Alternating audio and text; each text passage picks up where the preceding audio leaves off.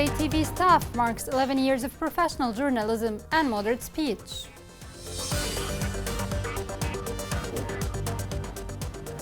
Amid Houthi rejection of peace proposals, Yemen sees little hope to end the conflict in the new year. Mothers Abductees Organization condemns Houthi violations against prisoners.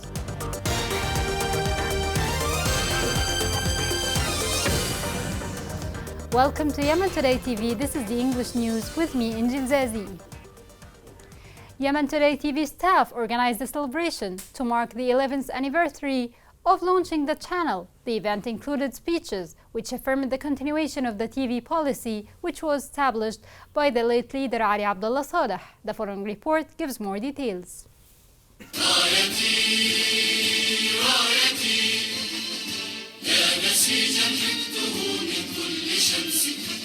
11 years of professional commitment.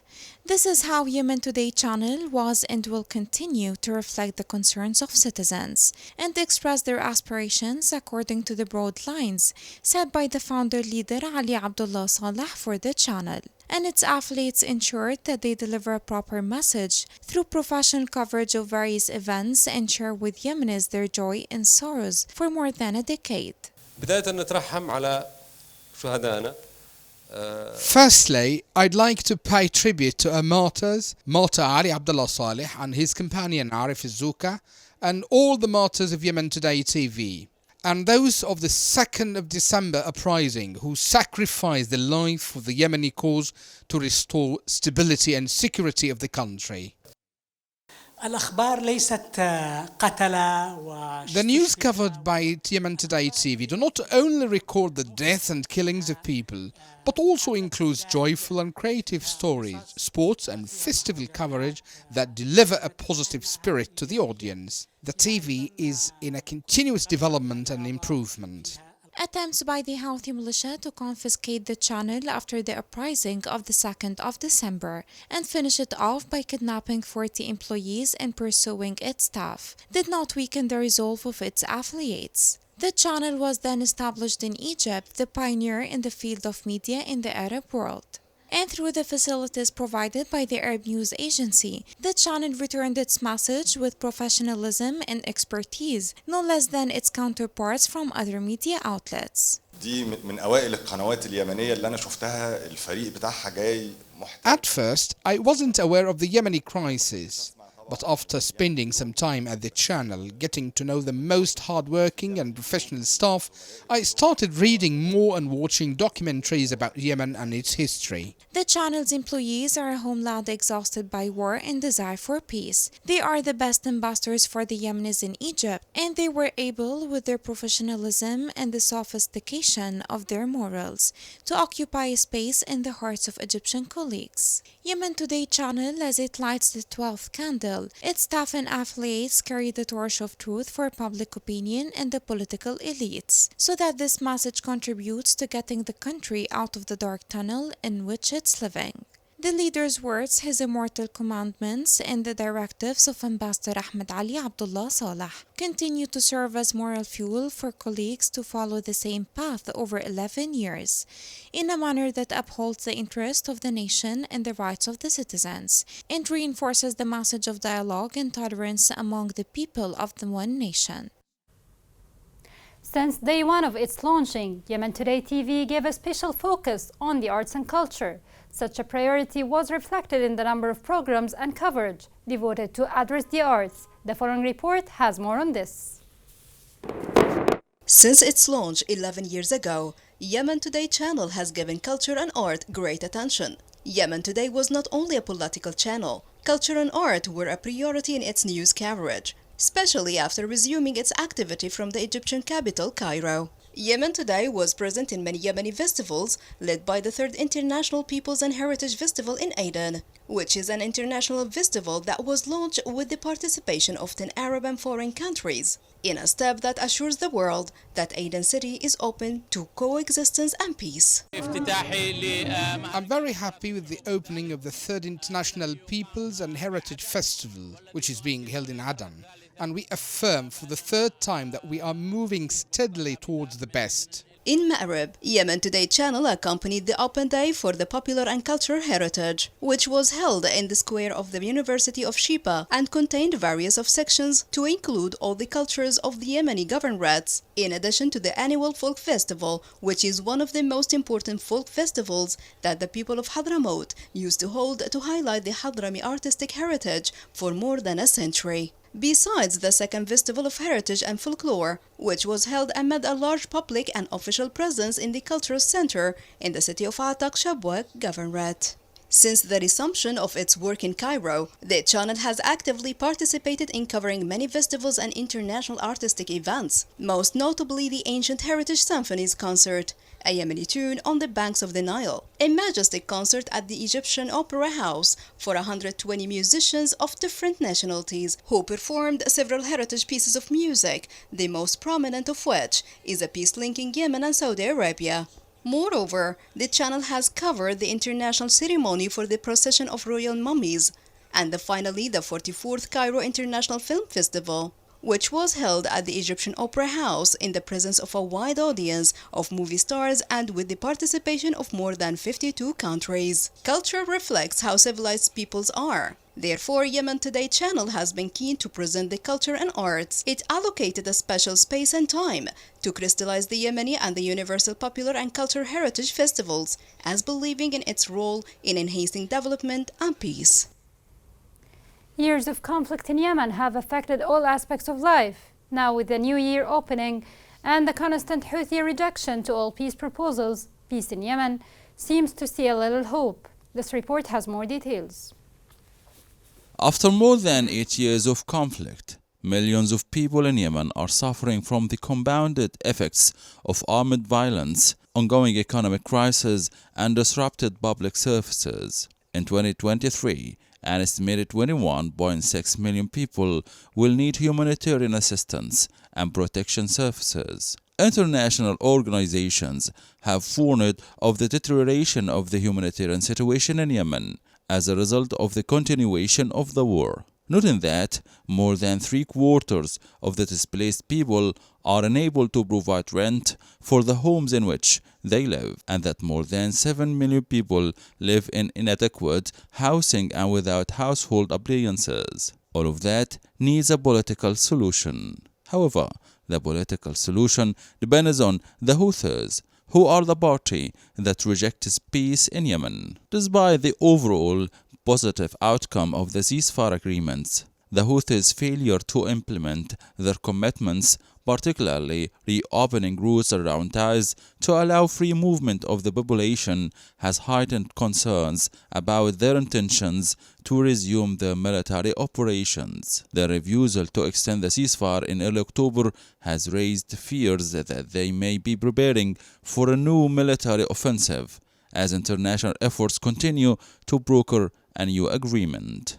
Thus, the main challenge for potential negotiators is to find a way to put pressure on the Houthis to negotiate. Neither the United Nations nor the United States nor any other international party has yet identified the means necessary to force a change in the Houthi position. In the meantime, it may be possible to pursue a strategy of containment that seeks to identify mitigation plans to reduce the economic and social costs of the conflict on Yemeni civilians while the fighting continues.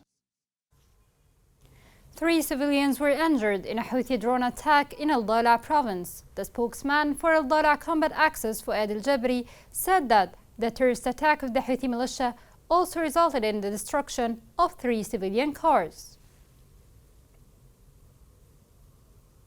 The army forces bombed Houthi militia positions west of Taiz, killing a Houthi soldier and wounding 2 others. The center indicated that the army forces thwarted an infiltration attempt by the Houthi militia in Aqabat Manif, east of Taiz.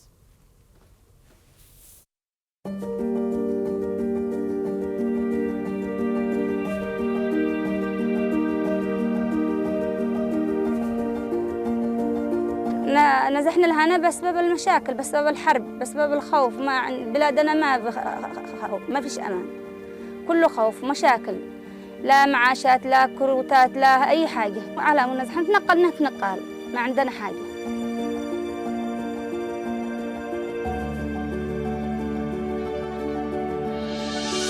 وضعنا صعب، يعني نحن نعاني مبلغ كل يوم بيومه، من اليوم أجزع اليوم صاير لبكرة، لفعل بكرة، يعني أنا أدبر رزق عيالي غدوة، من الصعب إنني أرقد وأني آمنة على عيالي. الطفل ما هو داري ما عنده أمه ولا عنده أبوه، ما هو داري بكلمة مابش. The Yemeni government condemned the arrest campaigns launched by the Houthi militia against civilians. It added that arrests and persecutions against media professionals and journalists confirms that it is a terrorist gang. The Yemeni government indicated that the Houthi militia was angered after increasing voices demanding a popular uprising against them. The Mothers of Abductees organization condemned the medical negligence practiced by the Houthi militia against prisoners. The association expressed its denunciation of the practices carried out by the Houthi militia against the abductees. It held the Houthi militia responsible for the life of abductees amid medical negligence. The Houthi militia admitted torturing a citizen to death in one of the security departments in Saada Governorate. Social media activists circulated a video of a young man who died under brutal Houthi torture. According to the sources, the Houthi militia returned the dead body to his family about 72 hours after he was kidnapped. A new report revealed massive corruption practiced by the Houthi militia in transportation sector. The report indicated that there were cases of con and appropriation of large amounts of the authorities' funds. Coming next in the news.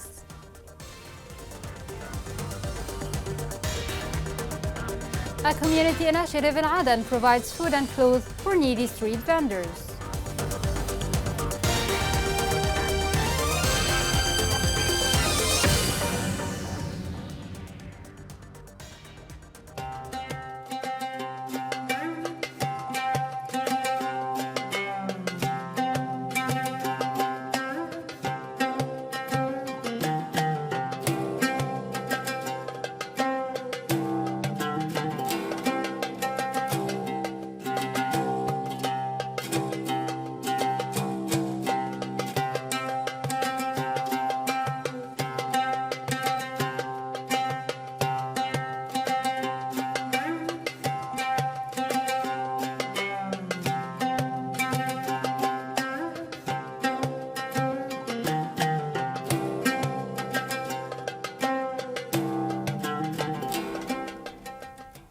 Welcome back. In Aden, a community initiative was started to help young street vendors. The initiative provides food and clothes to those young men. This report has more. In the midst of the harsh winter and the neglect of society, children and young street vendors suffer from a dire humanitarian situation that encouraged a number of young entrepreneurs to adopt an initiative to make these children feel that they are not alone and that someone cares for them by distributing winter clothes and food for them. The aim of this project is to help the people who cannot afford buying anything like food and clothes. So we decided to help these poor people. You are not alone. Under this slogan, a group of youth from the interim capital Aden took the initiative to stand by children and young street vendors and bring happiness to their hearts. They distributed snacks and winter clothes to ease their suffering for a bit and to relieve them from the burden of the harsh winter. The aim of this initiative is to help those children and to care for them and to make them happy with the advent of the new year. This initiative aims to make street vendors happy and support them as they don't have anyone to care after them. Despite the difficulties represented by the lack of financial support, the initiative was able to provide something for these children. The members of the initiative chose the beginning of the year to help these children and to make them happy. The United Nations Population Fund reported that it provided assistance to more than 63,000 displaced families. The fund said that the continuation of the conflict was a major cause of most recent displacement, as it caused about 62% of the displaced, while heavy rains and floods caused displacement of 38%. The International Organization for Migration reported that Most of the displaced families in Aden plan to stay in their displacement sites. The organization said that about 41% of the families do not intend to return to where they were before.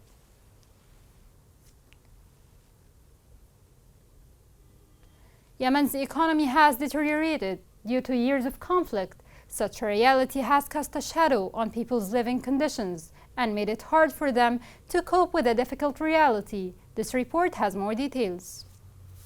Yemen has lost about $200 billion of its GDP due to the conflict between 2015 and 2022.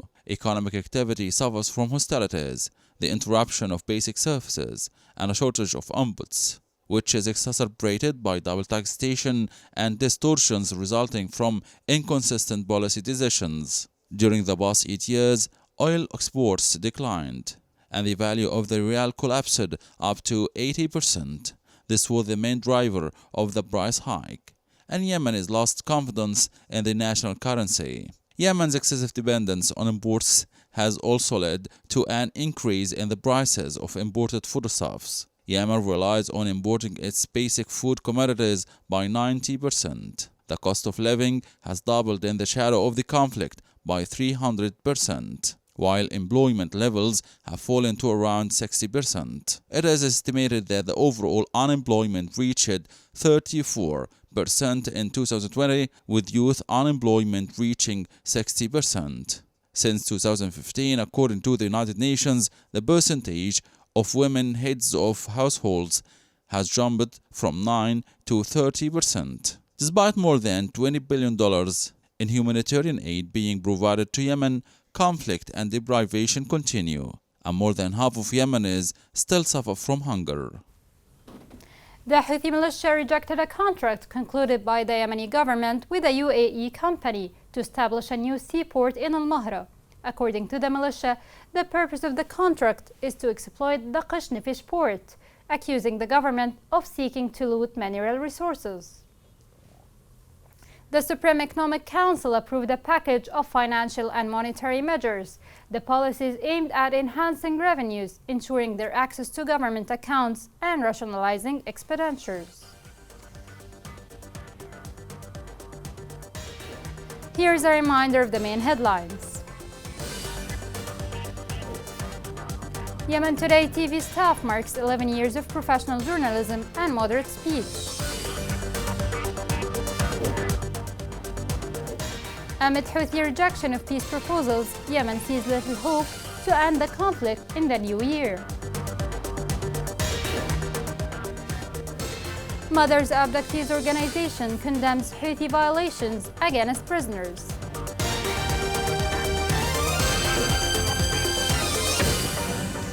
This is the end of the news. It was Injil Zazi. Thank you for watching.